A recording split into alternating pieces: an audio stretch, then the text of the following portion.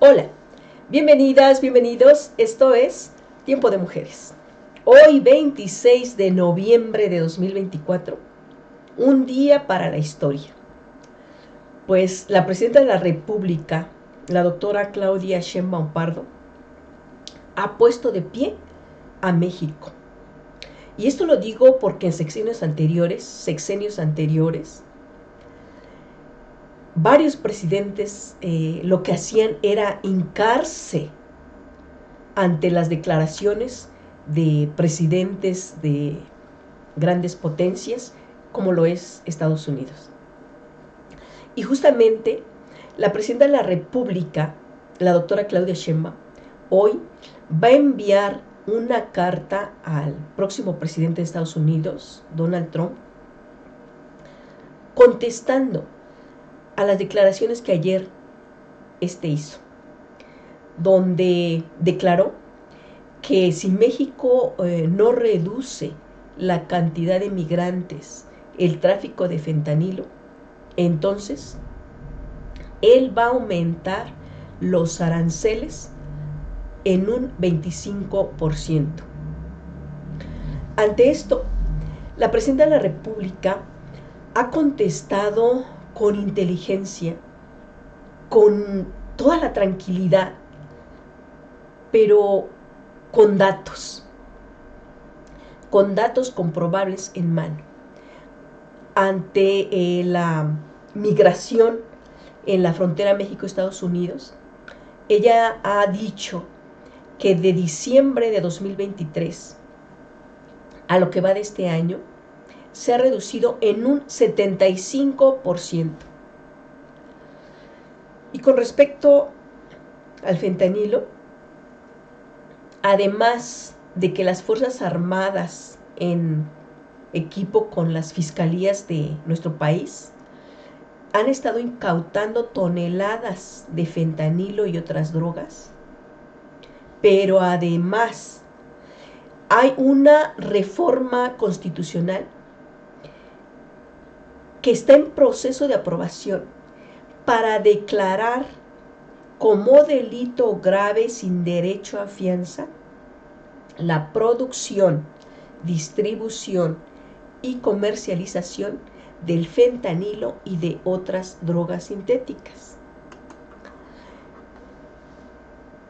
Hoy lo que la presidenta de la República contestó, entre otras frases, la verdad, con mucha fuerza, y parece tan sencilla, pero en trasfondo lo que ella está diciendo es: a aranceles habrá como respuesta también aranceles. Es decir, usted en Estados Unidos nos pone aranceles, en México también podemos poner aranceles, pero con esto pues no se va a beneficiar nadie, porque de alguna u otra manera se afecta la economía de empresas de Estados Unidos, de empresas mexicanas, de los propios consumidores en Estados Unidos y en México, y por supuesto, pues de trabajadores.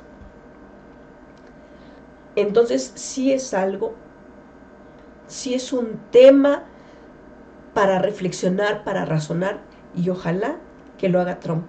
Ojalá que tome en cuenta y no minimice a México, porque bueno, en la personalidad que él tiene de que se haga lo que él dice o de no escuchar, ojalá que hoy pudiera dejar un poquito de lado esa forma de ser y escuche razones, porque se le están presentando datos reales del trabajo que ha estado haciendo México por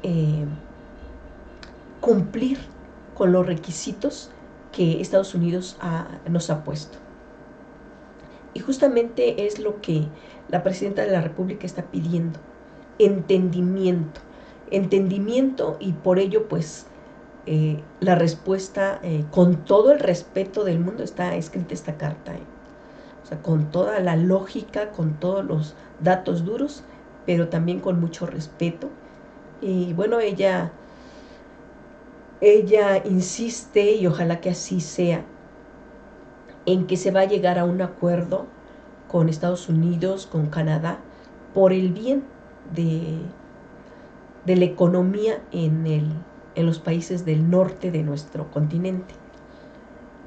Recuerden que pues desde el inicio de su sexenio la doctora hablaba mucho de que México, Estados Unidos y Canadá realmente nos complementamos y que podemos llegar a ser esa gran potencia económica americana ante el mundo,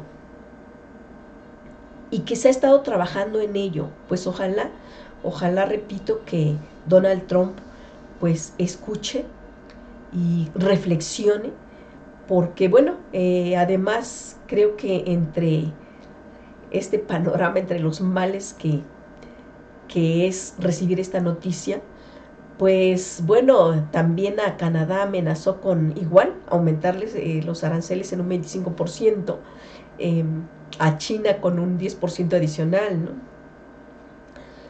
Pues ojalá que lo reflexione. Creo que estar amenazando a todo el mundo, pues no, mucho menos ayuda, o sea, mucho menos los ayuda. Creo que igual tiene que entender Estados Unidos que pues sí son la economía más grande del mundo, pero que también necesita, y en este caso nos necesita a Canadá, a México sobre todo, ¿no? Entonces, bueno, pues ojalá que por el bien de nuestro país, ojalá que por el bien de los consumidores, de las empresas norteamericanas, mexicanas, pues escuche, revise y pueda tener el entendimiento Donald Trump. Escuchemos a la presidenta de la República. Nos vamos a poner de acuerdo. Yo tengo la visión de que va a haber un acuerdo con Estados Unidos y con el presidente Trump. Lo que queremos decir en la carta es que subir aranceles, y lo vamos a mostrar el día de mañana con mayor detalle, a México, lo que significaría también de este lado poder subir aranceles, pues a lo que va a llevar al final es a dañar empresas que trabajan en México y Estados Unidos y que son empresas estadounidenses que tienen decenas de años en México, ni siquiera por el Tratado de Libre Comercio. Está General Motors, tiene más de 80 años en México. Si se suben los aranceles, ¿a quién van a dañar? A General Motors. Pero no solo eso, sino que los afectados principales van a ser los consumidores de Estados Unidos, que compran vehículos de General Motors. ¿Por qué? Porque al subir aranceles, pues el precio se va a elevar.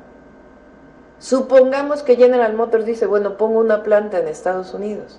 Los costos de producción en Estados Unidos probablemente sean mayores que el 20% de los aranceles.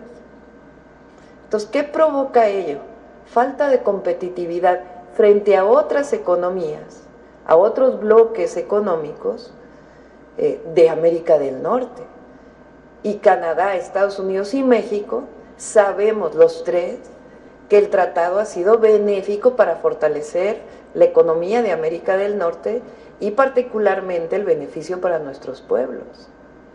Entonces, lo que estamos diciendo ahí es decir, ¿qué sentido tiene arancel con arancel con arancel, cuando al final eso nos va a llevar a una pérdida de competitividad de América del Norte? Y lo que queremos, pues, es complementarnos. Ahora, si el tema es la migración, si el tema es el tráfico de fentanilo, pues le damos información. México ha hecho un esfuerzo muy importante, sobre todo este año, de una política integral para atender a personas migrantes, para evitar que lleguen a la frontera con Estados Unidos y atenderlos previamente. A lo mejor esto no lo conoce el presidente Trump. Están de los que llegan a la frontera, que son mucho menos, 75% menos de los que llegaban en diciembre del 2023, la mitad de ellos llegan por una cita con CBP. O sea, tienen cita con un mecanismo que se llama CBP One. Entonces ellos mismos los están convocando a que lleguen a los Estados Unidos. Todas estas cifras son de Estados Unidos, son de CBP de Estados Unidos. Ahora, el fondo de la migración, como lo hemos dicho y compartimos la visión que tenía el presidente Andrés Manuel López Obrador, o que tiene, es que hay que atender las causas, que fue la posición que llevamos al G20. ¿Por qué no destinan un porcentaje de lo que destinan a las guerras para atender las causas profundas que llevan a la migración? Entonces, en torno a migración es eso, y además vamos a seguir trabajando y colaborando en ese y en otros temas de alto nivel con Estados Unidos. El fentanilo, además de que sabemos que los precursores de fentanilo no se producen aquí, sino que vienen de países asiáticos, y eso no se resuelve solamente con decir vienen de allá, sino con una colaboración integral para evitar el tráfico ilegal de fentanilo y sus precursores. Y México ha estado incautando drogas sintéticas desde hace tiempo, y particularmente desde que llegamos, drogas sintéticas y cocaína y otras drogas también. Y estamos trabajando integralmente. Ahora, también hay que hablar de las armas que vienen de Estados Unidos a México. De todas las armas que se incautan a delincuentes en México, el 70% se produce en Estados Unidos. Entonces hay un tráfico ilegal de Estados Unidos a México de armas. Entonces hay que poner todo sobre la mesa. Pero bueno, pues como vemos, pues no se ha puesto de pie. Definitivamente le contesta a la presidenta con datos. También pues le dice que ellos igual nos mandan armas, ¿no? Pero bueno, pues ya veamos cómo reacciona Donald Trump.